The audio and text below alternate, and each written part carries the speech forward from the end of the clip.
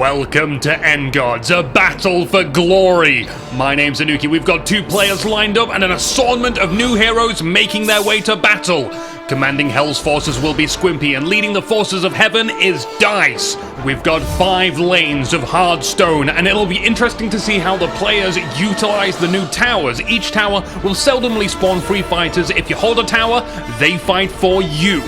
So I can see Perseus and Hou-Yi rank 2 for Dice. Perseus already leading the charge to fend off Squimpy's fighters, and Squimpy has the ever so stealthy Loki.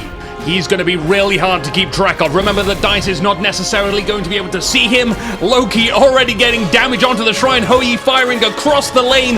Dice has to be fast to respond to these Lokis. He took over 100 damage.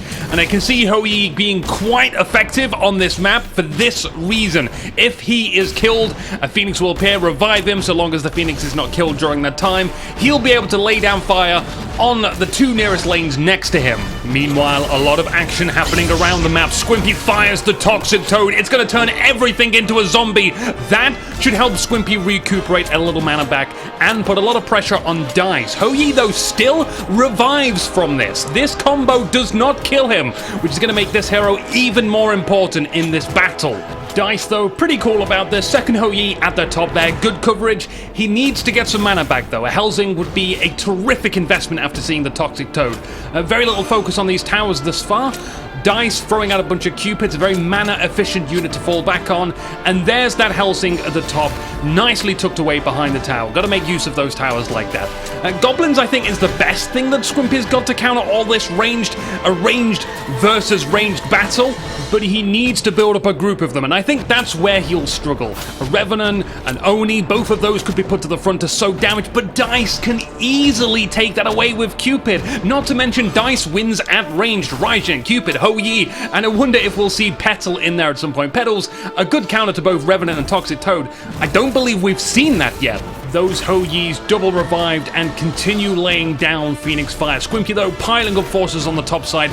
Lucky for Squimpy, Loki went bottom lane to take out the Helsing, and that tower's low too. It'll be a critical blow for Dice to lose any one of these towers right about now. Zeus is active. Question is, does Dice want to use it to his advantage? He could kill a lot with 1 zap in the middle lane. Instead, uses a Cupid, steals a Frostwolf.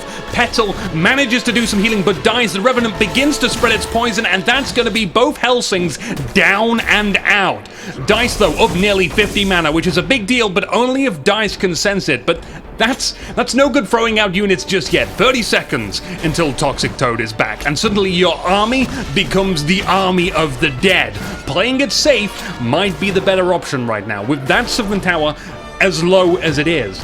Dice, I think, being heavily crippled by the Revenant, and a well-timed Petal to throw immunity over to allied heroes could be his key to victory. The board looking a lot emptier. Oni on the bottom converted to Dice's pool of units. Still no shrine damage for Dice yet. Lovely Petal on the top blesses the units and stops that poison from the Revenant. Toxic Toad is ready. If Dice can get a few more Petals out, he might be saved from its effects, and he must sense that that's ready to go. Eyes on Loki top. He'll be switching lanes shortly.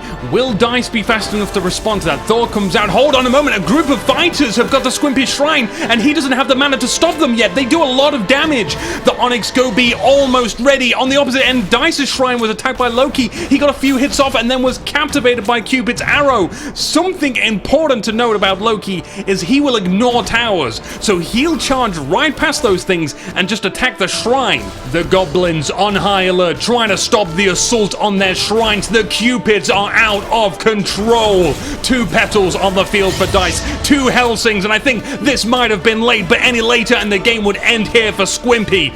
Dice has forced his hand. Will the Petals save any heroes? The answer is sort of yes. 3 Hou-Yis and 1 Cupid making out. The Hou-Yis would have been fine anyway, but they can continue to fire instead of reviving. Dice must be extremely happy about that outcome. But where does he go from here? And I really think that Squimpy's bottom tower would be a good target to focus on right now. Oh, and he's just captured the top left tower, so that's the only one left. Dice sends Perseus to that location, followed closely by Hou-Yi. We've somehow managed with 2 Onis. Perseus simply blocks those attacks. You can see how effective Perseus and Hou-Yi 2 are coupled together. Huge damage on the shrine top left. Squimp has lost to Loki in the middle lane too. It's loss after loss for him, and he's pushed into a corner with no mana, but he has an Onyx to press. The bottom tower switches loyalty. Another group of fighters make it to the shrine. Attacks down every single lane. Jiangxi stun everything, preventing the offensive for a short period of time, but he needs to somehow kill everything, and I think there's been too much of a build-up. Plenty of healing, plenty of mana. Dice held all the cards. Squimpy ran out of them, and that's a loss for him. Victory for Dice. Congratulations, that was a conflict of mind games orientating around that Toxic Toad. Dice was well equipped and went in with the right mentality. Almost every unit played an extensive role in Squimpy's defeat. We look forward to seeing them fight again. For now though, I hope to see you next time. My name's Inuki, and this has been Endgods.